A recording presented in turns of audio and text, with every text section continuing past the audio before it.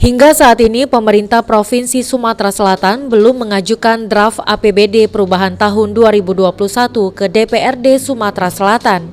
Namun beberapa waktu lalu, PJ Sekda Sumatera Selatan, S.A. Supriyono, yang ditemui usai rapat tertutup dengan DPRD Sumatera Selatan, menjanjikan akan mengajukan APBD perubahan pada awal September ini ke DPRD Sumatera Selatan. Mungkin minggu pertama bulan September. Ya, insya Allah nanti bisa sudah masuk ke DPR.